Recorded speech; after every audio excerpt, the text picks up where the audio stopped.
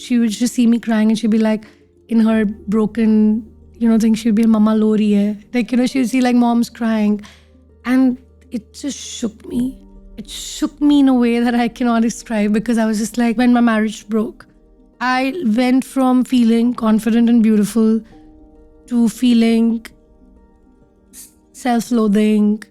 Oh, my figure's not this way. Oh, will any guy ever be attracted to me? We did the finale episode, all the sets of the finale episode, which was directed by Zoya Akhtar and Reema. And I had a little cameo in it as well for 15 seconds. I lost my dad when I was just 10. He started his battle with cancer. And my mom became a widow my brother was 10, I was 11. And I lost half my family by the age of 15 and 16. Pain has been there from a very young age, but I've also learned that life is beautiful. Beautiful movies, which Inside Out and things like this, where teach kids so many important things about like maneuvering emotions. If I don't stand up for myself today, my daughter, who was just 2 years old, is going to think it's okay to be in something which is not serving your purpose, which is not respectful at that point of time. And then I realized that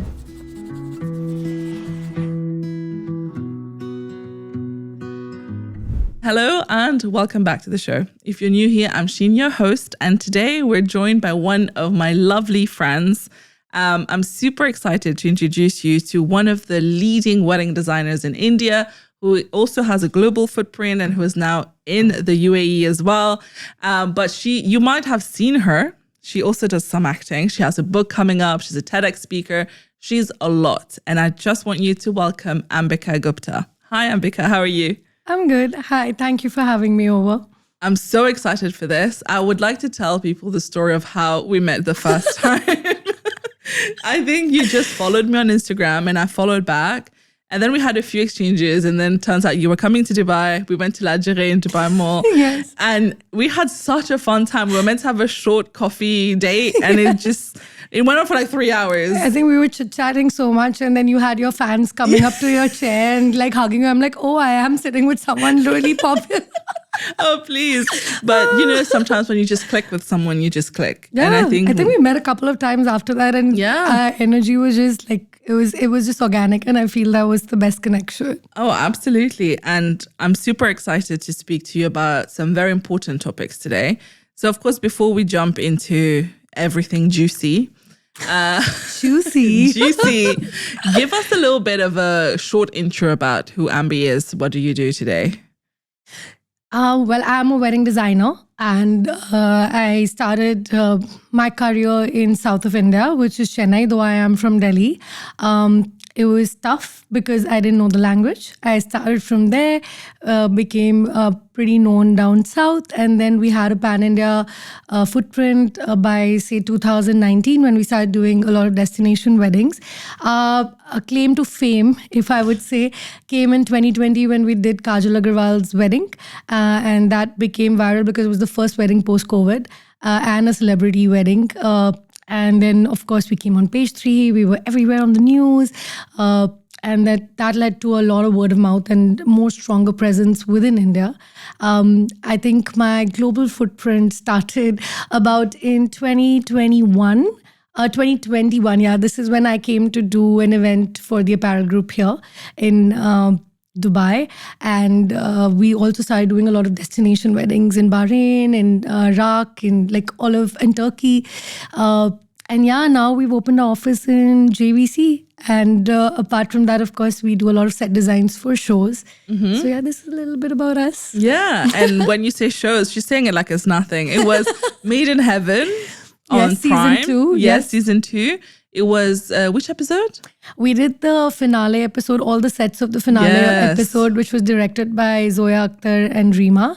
And I had a little cameo in it as well for 15 seconds. But that was really amazing because Zoya was shooting it. And the fact that she remembered my name among so many people was really flattering. But I think it was a very wholesome experience.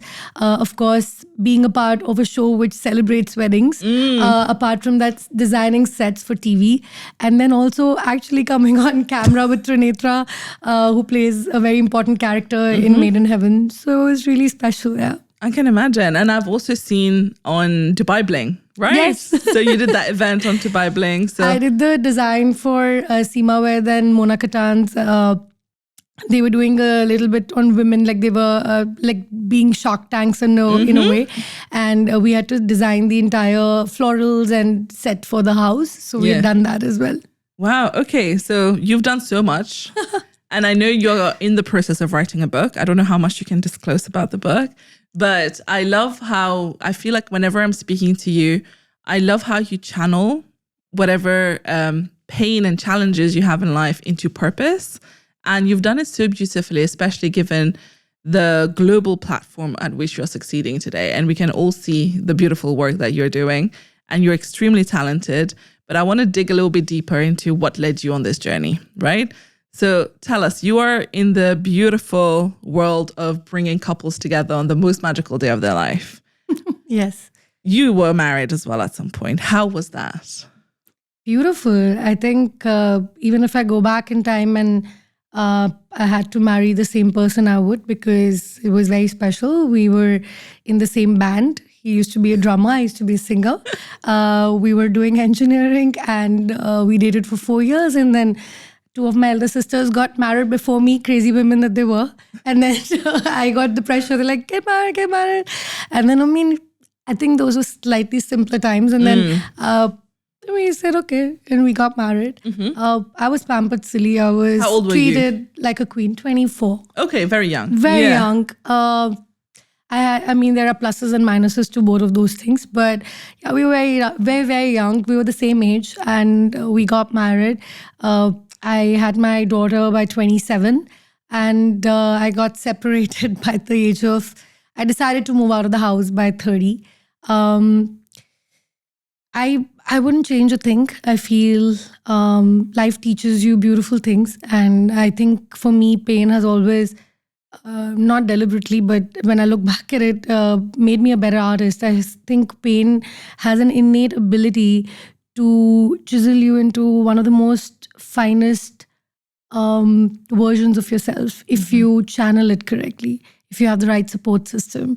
And I feel sometimes even when I didn't have support, I found support within me to find just strength to find a new thing to do, to find a new way to maneuver through this pain. And I think that's just been me throughout, as in I lost my dad when I was just 10. He started his battle with cancer. And my mom became a widow my brother was 10, I was 11. And I lost half my family by the age of 15 and 16. I think the only thing which scares me today is death, because I think that's irreversible. But throw me from a mountain, put me in the middle of whatever, I'll survive. Because I think 8 years of really working on myself and coaching and healing and manifesting, I think I've become super resilient. So you can throw me into anything, but I think what still scares me is death. And yeah, pain has been there from a very young age, but I've also learned that life is beautiful and you have a chance at it, so you make the most of it. First of all, thank you for opening up about this. And I think it takes a lot of courage to talk about things that, really changed who we were, especially at such a young age. But when you say half of your family, it wasn't just your dad, right? I lost my dad on September 19th, 1996. I lost my grandmom the very next year. I lost my dad's sister the next year. Then I lost my maternal grandparents year after year. So it was just the first families from both sides. Yeah. So now it's just mom, me, and my brother. And yeah, that's pretty much it. And of course, my daughter. Of course. Yeah. She's the next generation. Yes, she's the next generation. What I meant to say is in the first family, it was really, really hard. And I'm a very family-oriented person. For me, family is huge. I think coming from our roots in India as well, it's instilled how important family is. And I feel like they are your grounding force. So I think it was really difficult, I would say, as a kid to understand what loss is. You don't know what anxiety means at that point. You don't know what depression means. Of course, now when I look back at it, I had all of those. So I make a conscious effort now, I think, to make sure all the things I learned late, I teach my daughter now. Also, today's generation is completely different, like how things were. I think there's just like beautiful movies, which Inside Out and things like this, where teach kids so many important things about like maneuvering emotions. But yeah, I did lose a lot of people very, very young. Yeah, I feel like even as grown adults, it's really hard to go through grief of losing people that are important in your life. I don't think grief has any age. I sometimes hear people like writing a text, oh, you got separated at like 29, 30. I'm separated from my husband in 50s. It's so different. I said, no, it's not. My concerns of raising a kid were really different. Your kids are older, so it will be different. So I think pain, if you lose a parent at 10, 20, 50, 60, it's the same. It could just make you feel a little comforting that, okay, they walked down the aisle with you, or they had a longer life. They had a longer life with you. Of course, that's like a plus. But I mean, I missed him. I missed my dad too. And I was a daddy's girl, out and out. So of course, I missed him in some of the most iconic moments of my life. Like I would have loved when I got featured in New York Times to run to him and say, Daddy, I got featured in New York Times. But yeah, I missed those. But I also feel my mother was a father and a mother to us. And the reason I could take such a strong step to move away from a very, very comfortable and household when I was married, a very lavish one, I must say. The reason I could move from that, because I could have honestly lived a very comfortable life. I was loved by my in-laws. They were all in support of me. But like I could have lived a really comfortable life, but I chose that if I don't stand up for myself today, my daughter, who was just 2 years old, is going to think it's okay to be in something which is not serving your purpose, which is not respectful at that point of time. And then I realized that if I teach her this is okay, then we're just not breaking generational patterns. And I think I gathered strength from the fact that if my mom could do it because she turned as a widow, my situations were separate, then I can do it too. I think strong mothers are really, really, the the grounding force for the future generations. So yeah, I think I've tried to do that with Shanaira. I've tried to make sure that she learns all these things about pain, loss, anxiety, depression. So as a kid, I didn't know, Sheen, that what was that? And like I said, grief and pain are the same at any age, I feel. Unless you're under 5 and you don't remember. Yeah. That probably might be different. I don't know. Yeah. No, but you're so right. Pain doesn't change. But at the same time, that was going to be my next question for you is, now that you're a mother, you're putting all of this into practice. And as you said, you're teaching your daughter from a young age how to manage her emotions. Yep. And given that you were thrown into this when you were young, you didn't know yourself. But what advice do you have for anyone who is dealing with loss, whatever age? As you said, is the same at any age. But what do you think helps you pull through? Hey, dreamers, quick pause from the convo. If you are wondering what the Dreamers Digest is, it's my exclusive online community where I share behind the scenes goodies, lessons from building this podcast, and all the juicy stuff that never makes it to the final cut. If you're not in it yet, check the link in the show notes and come join us. It's 100% free. Also, shocking fact, 89% of you watching this on YouTube right now are not even subscribed.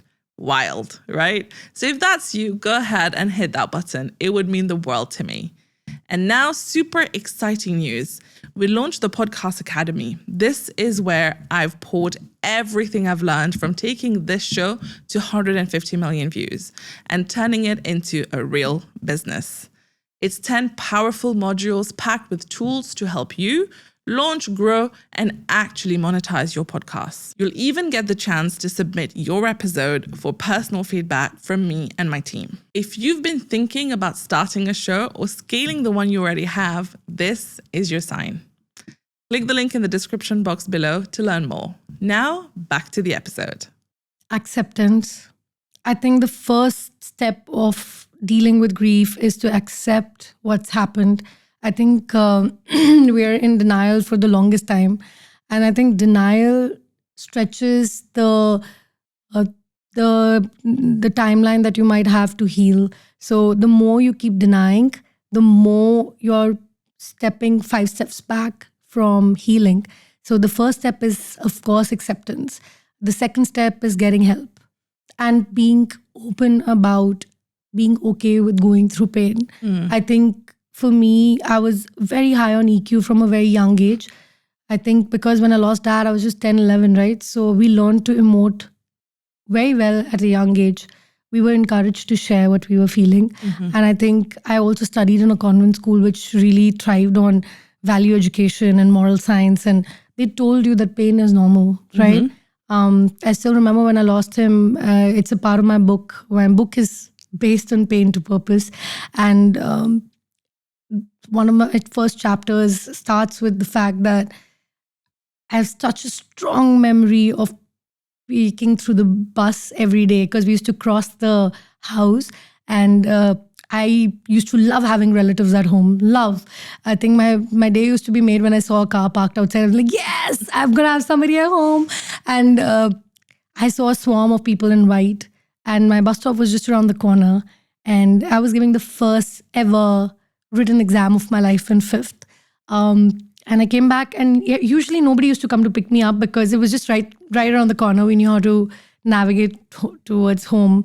But my mate came to pick me up that day. And then that was my first, I was like, okay. And then when I went in, I realized that my dad's no more, and just that emotion of seeing my mom go through a swarm of women sitting in her room and she weeping and she breaking the news to us was a lot. It was a lot. So, sorry,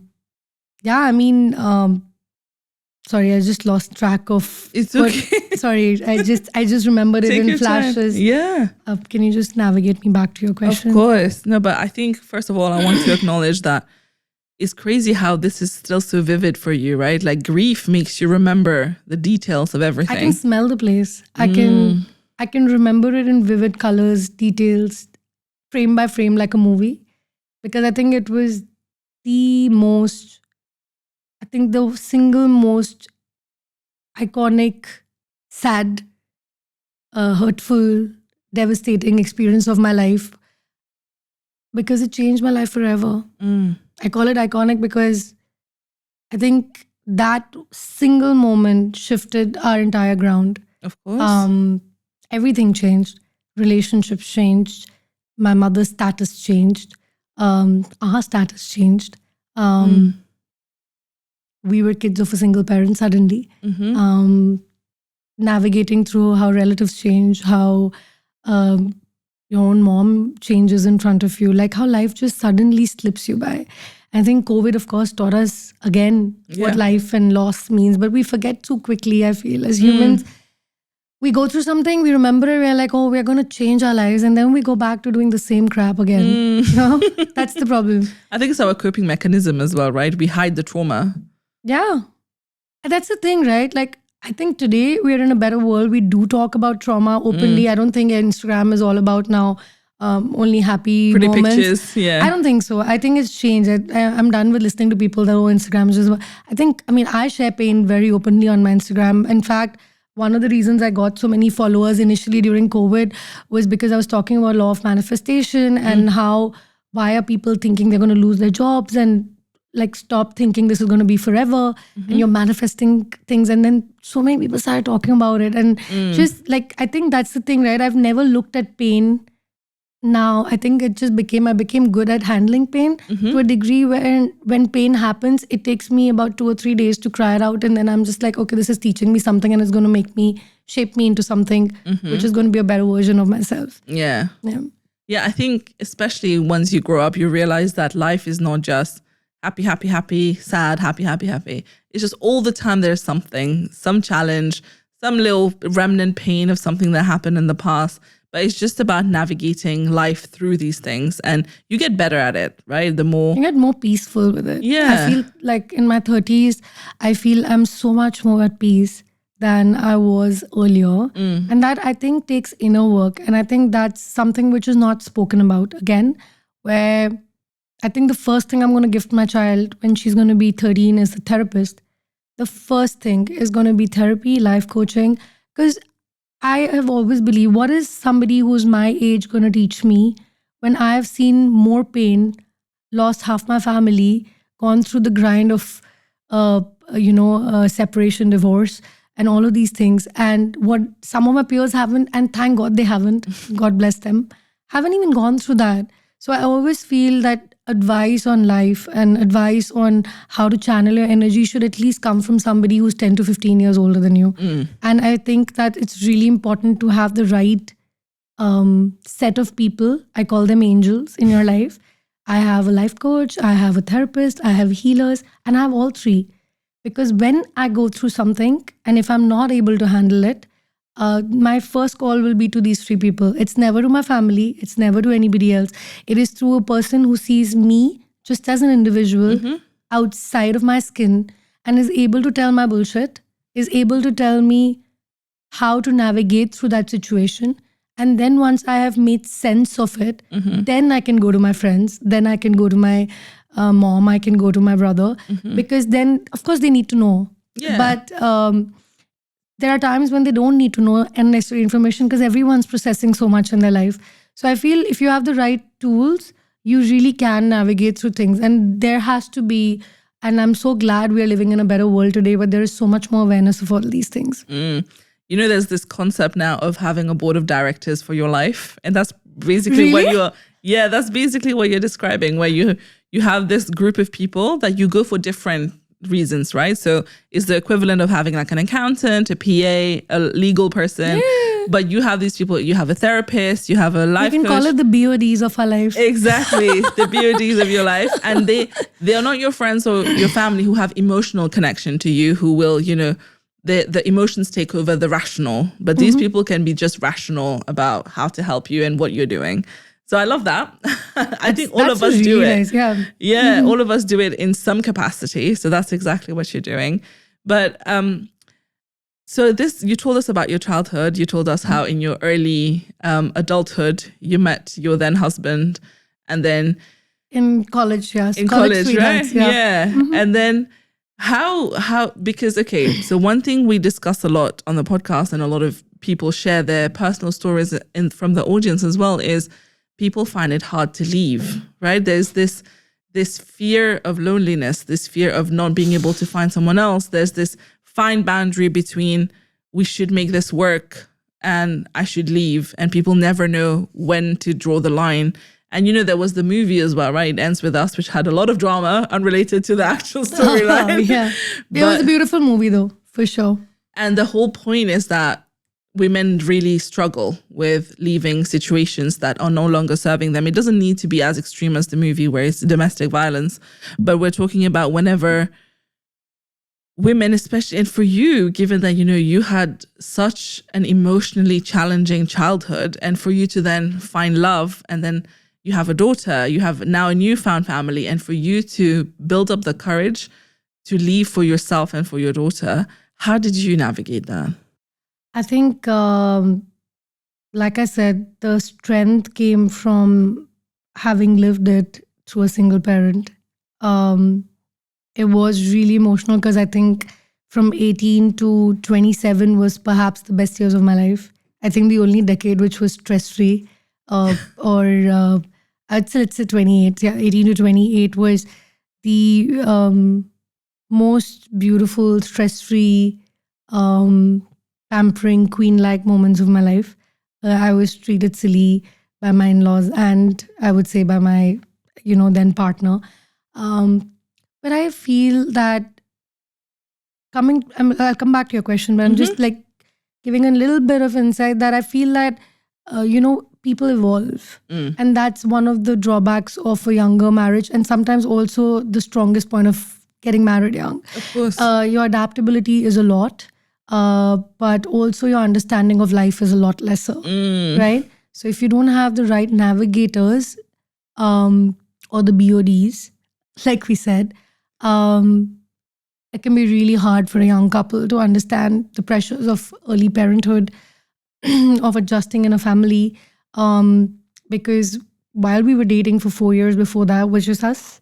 We would meet our parents only occasionally. Yeah. But then, of course, like all of that is a huge change. You've not fully become your own person till then, which can again be a good and bad thing in a marriage. But if you have the right navigators, the right holding systems to let that marriage work through, right? There was a deep emotional connection, still is. I have immense respect. He's a great father. He is still one of my closest friends. I think in a heartbeat he would run. But there was a point in time where it became unbearable to live in the marriage because I would just say that he was lost. I think he was going through a lot of troubles in his business and stuff. And then he took routes which had no way for me to come back. I didn't feel loved, respected, honored. And it was really hard. It took me from the day I got to know about certain things which were not going right. I think it was around the same time India was going through demonetization. I still remember it. And I was a very young mother. I was just 1 year, 8 months into having my daughter. So I was also on postpartum. Didn't know about it. And I'm a science student, this is the thing, because we'd all talk about having a healthy baby, having a healthy mother till the baby is in your womb. It is true. Who talks about women's health after the child is produced? You won't believe it. Like my life's motto is to get people tested for vitamin D, because I know what vitamin D did to me. It's your happiness hormone. And like I was so low on it, going through postpartum, going through revelations. So I remember it was the November of 2016 when I got to know about this. I had my daughter in September 2014 and I left in the May of 2017 and found a separate flat, 3-bedroom apartment with my team. God bless my girl who's still with me. One of my colleagues. And that's how I shifted within the same city. I think it took a little bit of courage with a little bit of understanding from my mom and my brother as well. When they saw me in such a bad situation, they said, take time from your marriage and take a step back, because it had become an emotional turmoil. And I remember she was so young, my daughter, and she used to sometimes cry, and she would just see me crying and she'd be like, in her broken, thing, she'd be, Mama lo rahi hai. She'd see like mom's crying. And it just shook me. It shook me in a way that I cannot describe, because I was just like, oh my God, she's going to end up seeing me and thinking this is okay. And a lot of women I know in our mom's ages who didn't leave because they didn't have the financial independence. They didn't have the education to back it. And they probably had nowhere to go, right? Yeah, 90% of them had nowhere to go, or they would be rejected back from their own families, right? I was not told to take a divorce, by the way. I was never told to take a separation. They just said, take time off. Yeah, take a break. And that's what I did. It was a very big decision for, like, everyone used to look up to me and him in a way that this is the it couple. So it was very hard for my families to understand itself, because I had done such great PR for my ex that it came and backfired on me. Because they're like, you must be the issue of all of this. And I'm like, wow, guys, thank you. I'm the one going through this, but okay. I think so that's one of the other things, right? when women go through problems in their marriages, there's also a dialogue where the woman must have been wrong. So luckily, I had a self-aware partner. So whenever I would share that to him, that I'm going through this crap along with yours, and he'd be like, but that's not true. You and I know that it's not you at fault, it's me. And I think that, again, like, that's what I'm saying. I don't know, I've been blessed with this really weird ass ability, I would say, to be able to see you and segregate you from being a professional to a daughter to who you are to me. And I can see it in like vivid divisions. The reason I can still be close to my partner and I respect him and I want him to be there in my daughter's life is because he might have not been the greatest husband, but he is a great son. He's a great friend to his friends. He is a great father to my daughter. And I think she's educated because of him, because he takes the time out to make her study. And that's okay to, like, it came to a point when I had to decide, do I want my partner in my life? Or do I want a fresh start with a fresh man, with a fresh whatever, and just leave? And I think that was, again, EQ, because I remember how devastating it was for me as a kid to lose my dad. Yeah. And the daddy issues that come to girls. I didn't want my daughter to have daddy issues. And honestly, she needs to know that she's a really, really, really loved kid and that her parents love her and that she was a loved child. Not that, her life changed after her, yes, but she was wanted and how, So I think it's a very conscious decision on my end to not keep ego, to not keep everything on my self-esteem to that degree where it hampers my child. And we took a collective decision to co-parent.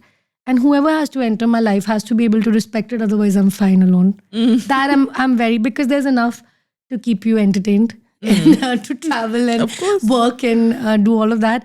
I think all of the therapy and all of the life coaching helps you make boundaries and realize what's important. And then what can you live with and what you cannot live without, and your non-negotiables and negotiables. So I think all of these things help me take a first decision, which was to leave.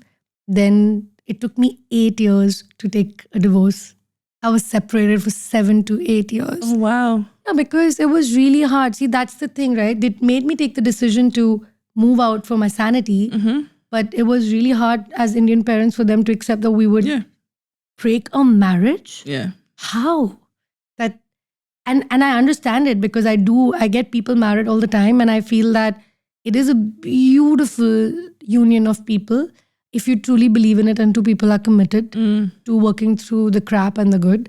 But yeah, I mean, it was hard, and it came to a point where in the 8 years I was learning that I'm beginning to attract wrong because I haven't closed the chapter of my life. And it could be wrong in terms of people I was attracting at work. It could be people who were interested in having a relationship. It could be friends. It could be surroundings. So you have not channeled that pain, You have not worked on your inner child. You have not worked on your self-esteem, your boundaries. So once you don't work on them, then the universe is going to keep throwing the same things at you again and again to keep slapping you on the face that, are you going to wake up? Learn your lesson. Are you? And then you were like, oh, that's what you were saying. And that's how the BODs and your, your board of directors of your life help you in navigating it. So yeah, I mean, then I finally took my divorce in October 2023. And it was extremely difficult, I would say, because obviously you're putting an end. Now it's done, right? Yes. So yeah, it was hard, but it was a more thought through decision. One of the most beautiful things that my brother said to me, and I think my brother was a huge part of giving me strength, because he was going through a breakup at that point. So he'd worked on manifestation, law of attraction. He gave me the book Secret during that time. He gave me the book Magic. He introduced me to Headspace, which was a meditation app. And a lot of these self-help things came to me at that time. And the one line he told me, This is when I shifted out of my house. He came to see me and he said, do you get any money from home? Because I was just taking a break, right? Yeah. So I said, yeah, I get like an X amount. My in-laws used to give us to just like pocket money kind of thing at home. He said, do you need it? I said, of course, why shouldn't I take it? Like, anyways, crap is happening in my life. Why shouldn't I even take that? So he said, do you need it? I said, no, of course not. Like, what is that tiny amount going to do in my life? He said, leave it. Don't take anything. And I said, that's scary. Why? You're putting more pressure on me. Already it's so hard to just see like my daughter so young. And he said, I want you to be fearless. He said a lot of people break relationships at the brink of it because life gets tough, and then they deal with the breakup, and then they deal with the divorce, and then they deal with... He said, I want you to be so fearless and get over every single thing that makes you fear or live your life with fear. And when you're done with every single fear that you've conquered and you know that you've arrived and you can live without anything in the world, that's when you take your divorce, because that's when you will know that you're doing it from a right headspace. You're doing it with a sense of understanding, respect, and you'll be able to maneuver your life so much better. And I think that was the best. It might have taken me 8 years. Sometimes I envy the people who do it so fast and they're done. And they find their partners and move ahead. But for me, for somebody who had not healed in her childhood, had gotten through so much loss, this was a very important person in my life, you know. And to go through that loss was a really big thing for me. So I think those 7-8 years gave me so much more perspective of understanding why I needed him in my life, why what my brother said made sense. And so when I walked into the court to take my divorce, I remember even in the end, all I asked my family was, please just, can you handle this part? I just find it ugly to go to the court, and I find it ugly to do this. I think it was so hard for them that they couldn't do it. And I think that was such a big thing for me. I kept saying that, you guys have just left me alone in this city, and you guys are in Delhi, you've left me alone in Chennai, and nobody wants to do anything. And I think they were telling me that they didn't want to be a part of this decision, because tomorrow I should not be able to give and say it's because you guys did it.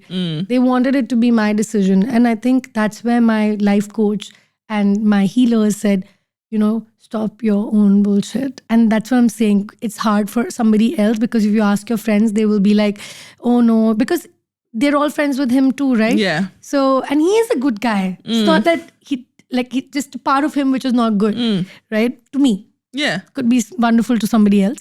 But I'm saying that, and that's when they said, stop attracting the same patterns in your life, call out your bullshit, and first end the chapter that you are scared of ending. So while I did my solo trips, while I did skydiving, I think like scuba diving, I'm scared of water. I did everything to get over all those fears. Taking my daughter for the first international trip without anyone. All those fears I conquered. I was fearless. The only other fear was comfort.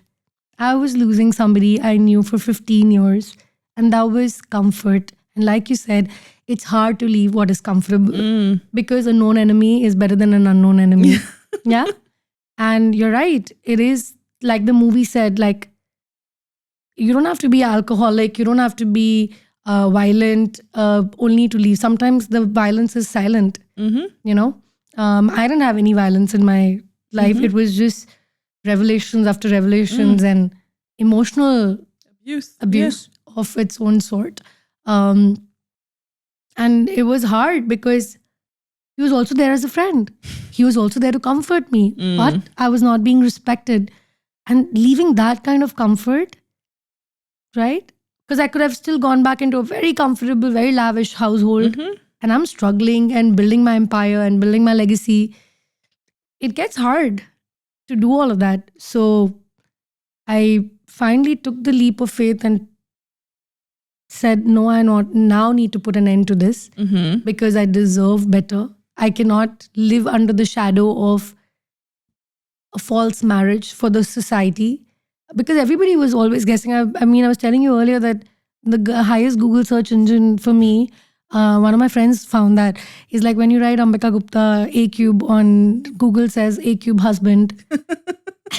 And they were like, who is? Classic. Yeah, it's so funny. They're like, oh, she's had an immaculate conception. Where's the husband? But I believe it's nobody's business to know it. Those who know it already know. Those who are Exactly. family and friends, or Shanara's school friends today, they see both of us at co-parent. She goes to her grandparents' house. She chooses. She's the boss. And I think, I mean, it was really hard to say, to leave comfort. But when I left it, I felt I'm today fearless for everything. And I think there was a line I used to say as a kid: if I can lose my father and live, then I can lose anything. Because that was the most important life. And if I can laugh after that, then any other person who comes and leaves is just a part of my story. Wow. Yeah, that's so beautiful. I'm still processing emotionally everything you've said, but obviously we all see the good, right? We all see the success. We all see the beautiful work you're doing. But for the first time, we're getting an insight into... You're the only one who's been able to take this out of me, I must say.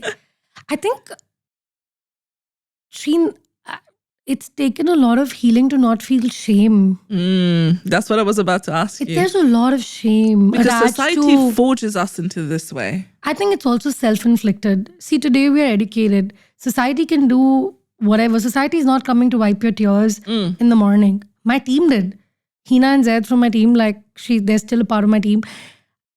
God bless them. And I always say that no matter what happens in life, they're the ones who pick me up every single day out of bed to wake up and say, get up, let's go to work. I used to cry on set every single day.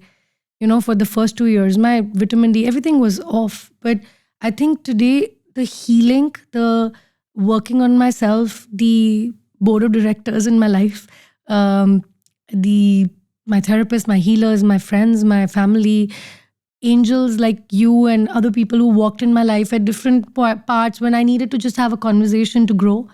I think all of that has enabled me to be able to take these kind of steps and decisions, to be able to heal and talk without shame, to understand it's okay, it's fine, and to live and see myself in the mirror with pride that, damn girl, you did it, you know?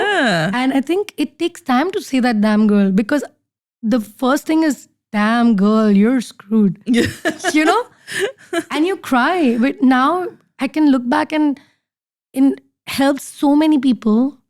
And so many people on my Instagram write to me, oh, you're a single mother. Because obviously I don't talk about my husband. I'm not posting any pictures. So they're like, obviously she has a child. There's a story.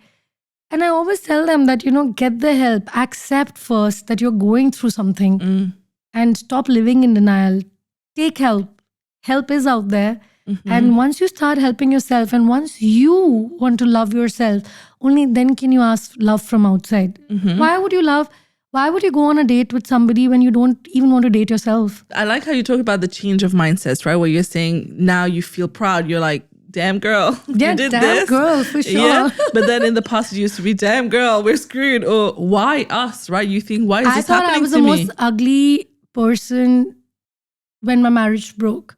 I went from feeling confident and beautiful to feeling self-loathing. Oh, my figure's not this way. Oh, will any guy ever be attracted to me? And my brother used to come and say, have you seen yourself? Like, what is wrong with your self-made girl? Men will fall on your feet. And I said, where? There's nobody falling. And I'm like, and obviously you're so heartbroken, right? Yeah. Like you've loved someone for those many years and suddenly your self-esteem is defined by that love. It's not about you, and it's impossible at that point to tell somebody, oh, please start self-loving. Like anybody is going through pain, and if you're telling your friends that, guys, you need to love yourself, they will want to punch you on your face. That's not true. You cannot. It takes years to heal. It takes years to reach a place where you come back to yourself and realize that, oh, it wasn't your fault. You can go back to the mirror and love your curves and love your self and love your skin and get really comfortable with it and say, damn girl. Yeah. Yeah. Oh, honestly. But how do you turn around a bad day now that you've done all the healing, you've experienced all of these things? If you're having a terrible day, how do you deal with it? I first go for a hair wash. That's my go-to. I'm not kidding. A good blow dry can really make your life happy. I believe so you. The first thing is to go for that. Okay. The second thing is to probably watch something to disengage. Yeah. It could be a podcast. It could be reading a book. It could just be taking a step back from the situation and giving it at least an hour to react. Going for a walk. Anything. Yeah. It can be anything. You're talking to your best friend, watching a show, meditating, anything that works for you, or just taking a walk or just listening to music so that you're not reacting before you've processed it. And then the second thing is to take a second away, just to break, to disengage from the current moment and take a step back. It's hard to do it, but I think the therapy helps you, and setting boundaries helps you to understand that reacting can really cause more trauma. It's better to take a step back, process, and then come back to the situation. And I think my thing is, it's all going to work out in the end. Just telling yourself that we'll figure it out, we've got this, is my way of channeling a day. And I said, okay, let's turn it around and handle it one day at a time. But you see this thing about we'll figure it out. I feel like theoretically, I believe in it as well. I believe that things will work out. We will figure it out. But then when you are in the middle of something, let's say like a specific work is not going well, or you're not getting something that you really want, it's really hard to believe that sometimes. It is. I'm not saying that in that instant you just magically. Yeah. It's about getting back to your sanity. What I mean to say is, when I say it's okay, we'll figure it out, it all works out in the end, because it really does. When you go through that much crap in life, you realize that it will. So I think I just take a step back, disengage, call my board of directors, or call my friends, or call my, my mom or someone. Just get a little bit self-esteem back into the situation and say that you can deal with it. You're a fighter. It's going to work out. Handle the given problem currently. Live in the present. Don't fear what's going to happen tomorrow. Solve it. Write what's bothering you. Figure it out. And then handle and tackle the situation at hand. I think it gives you a lot of perspective to write it down and say, okay, this is what I'm feeling. This is the problem. Is it solvable? Not solvable? What is my solution? And then you're able to, that's what I'm saying, take that step back. The first thing is, before writing a long text, I swear my healer used to say, pinch yourself. Next time you want to write a long text, pinch yourself. Imagine me pinching you. So now I imagine I imagine her pinching me. I imagine her like, oh, don't write that long text. Take a breath. Then if I seriously want to write the long text, I can. Then I'm doing it from a place of knowing. Yeah.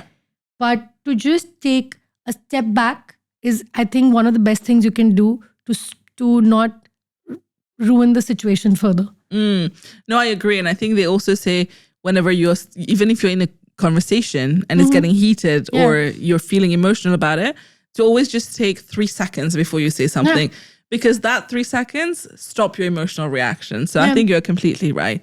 But Ambi, in the interest of time, I know we're running out of time. You've shared beautifully about your personal life.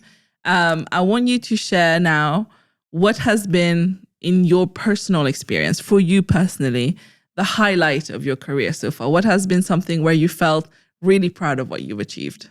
I think just being a global brand. I think from not having any entrepreneurial knowledge to starting from Chennai to becoming a brand pan-India, and today to be asked for a JV by a very huge brand here, it's very flattering. I feel like today when people talk about A-Cube, sometimes, you're just making a brand. You're not thinking the impact it's having. When they look at us, they're like, oh, A-Cube. I think whenever I get that reaction or wherever I see ourselves published in New York Times or I see ourselves published in everywhere, like, all top global magazines have published us, our work is recognized. I think for me, it's a series of highlights, which I am today proud to look back at the brand and say, wow, we did it, But the work still doesn't stop. I think the biggest current highlight has been starting Dubai. And I think to be offered a partnership or to be given a platform of global footprint where we can go to different countries is massive for us. And I'm bathing in that glory at the moment. So I think, yeah. I love that. Thank you so much for sharing. And a final parting message for the audience. Just live authentically and don't try to impress anyone, because there's different diamonds in your one and you don't need to be like someone else. That's it. I love that. Thank you so much for being here today, Ambi. And next time I'll see you, I hope it will be for you when you're designing my wedding, yeah? Yeah, damn girl. Thank you so much. Thank you so much for having me. Thank you.